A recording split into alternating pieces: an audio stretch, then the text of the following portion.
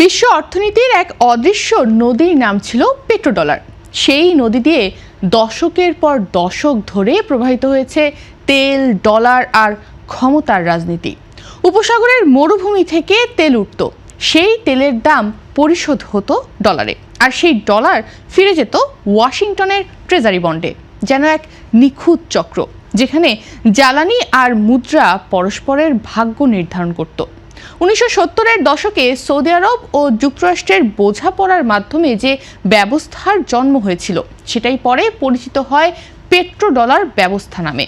সেই সময় বিশ্ব বুঝেছিল মধ্যপ্রাচ্যের তেল শুধু জ্বালানি নয়, এটি এক বিশাল ভূ রাজনৈতিক অস্ত্র।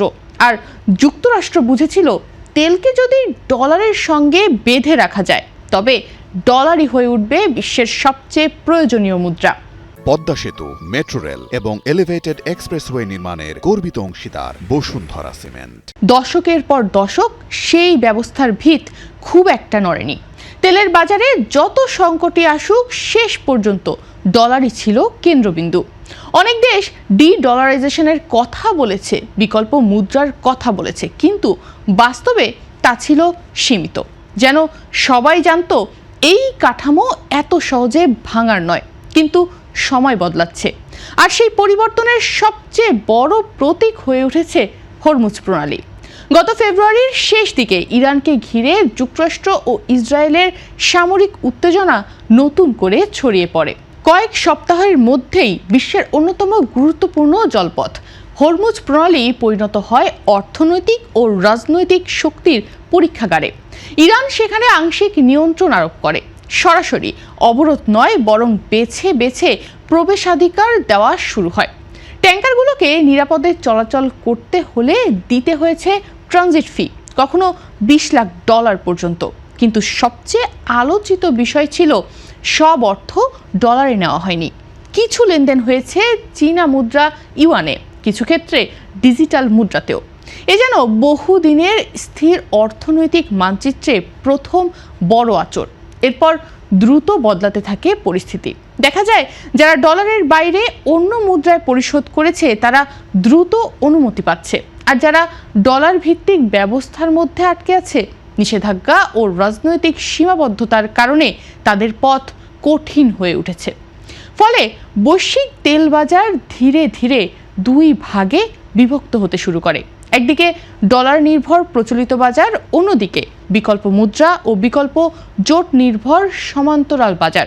এই পরিবর্তনের প্রভাব শুধু অর্থনীতিতে নয়, ভূ রাজনীতিতেও পড়ছে। ব্রিক্স জোটের দেশগুলো এখন নতুন সুবিধা পাচ্ছে। হরমুজে প্রবেশাধিকার, বিকল্প লেনদেন ব্যবস্থা, নিষেধাজ্ঞা এড়িয়ে বাণিজ্য, এসবই হয়ে উঠছে নতুন বাস্তবতা। অর্থাৎ এখন শুধু তেল থাকলেই হবে না, কোন জোটে আপনি আছেন সেটাও গুরুত্বপূর্ণ হয়ে উঠছে। বিশেষজ্ঞরা বলছেন বিশ্ব অর্থনীতি ধীরে ধীরে ভাঙনের পথে হাঁটছে। দীর্ঘদিন ধরে যে ডলার ভিত্তিক একমুখী ব্যবস্থা ছিল, এখন সেখানে একাধিক পথ তৈরি হচ্ছে। নিষেধাজ্ঞার আওতায় থাকা তেল অন্য মুদ্রায় কেনাবেচা হচ্ছে, আলাদা পরিবহন নেটওয়ার্কও তৈরি হচ্ছে, এমনকি আলাদা মূল্য ব্যবস্থাও গড়ে উঠছে। তবে এর অর্থ এই নয় যে ডলার হঠাৎ করেই দুর্বল হয়ে পড়েছে, বরং বৈশ্বিক অস্থিরতার সময় এখনও বিনিয়োগকারীদের সবচেয়ে বড় নিরাপদ আশ্রয় ডলারই। যুদ্ধ ও অনিশ্চয়তার কারণে মার্কিন ট্রেজারি বন্ডের চাহিদা বরং বেড়েছে। অর্থাৎ একদিকে ডলারের বিকল্প পথ তৈরি হচ্ছে, অন্যদিকে সংকটের সময় মানুষ এখনও ডলারের কাছেই ফিরে আসছে। এই দ্বৈত বাস্তবতাই এখন বিশ্বের নতুন অর্থনৈতিক চিত্র। বিশ্লেষকরা মনে করছেন পেট্রোডলার ব্যবস্থা এখনই শেষ হয়ে যাচ্ছে না, কারণ ডলারের শক্তি শুধু তেলের বাজারে নয়, এর পেছনে আছে বিশাল আর্থিক অবকাঠামো, গভীর বাজার, আন্তর্জাতিক আস্থা ও যুক্তরাষ্ট্রের প্রভাব। এসবের বিকল্প রাতারাতি তৈরি করা সম্ভব নয়। শুধু পরিবর্তনের ইঙ্গিতে স্পষ্ট। প্রতিটি বিকল্প লেনদেন, প্রতিটি ইউয়ান ভিত্তিক চুক্তি, প্রতিটি ডিজিটাল পেমেন্ট যেন ধীরে ধীরে পুরনো কাঠামোকে আলগা করে দিচ্ছে। এরই মধ্যে সংযুক্ত আরব আমিরাতের ওপেক ছাড়ার সিদ্ধান্ত নতুন আলোচনার জন্ম দিয়েছে। যদিও এটি সরাসরি পেট্রোডলারের বিরুদ্ধে কোনো পদক্ষেপ নয়, তবু এতে বোঝা যায় ইউরোপীয় দেশগুলো আগের চেয়ে বেশি স্বাধীন কৌশল নিতে চাইছে।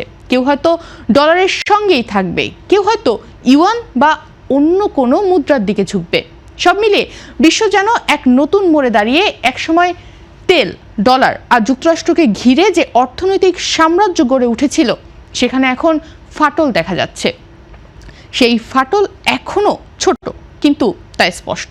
কারণ ইতিহাস বলে, বড় পরিবর্তন কখনো একদিনে আসে না।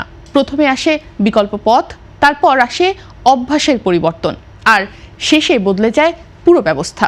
পেট্রোডলারের ক্ষেত্রেও হয়তো সেই যাত্রাই শুরু হয়ে গেছে।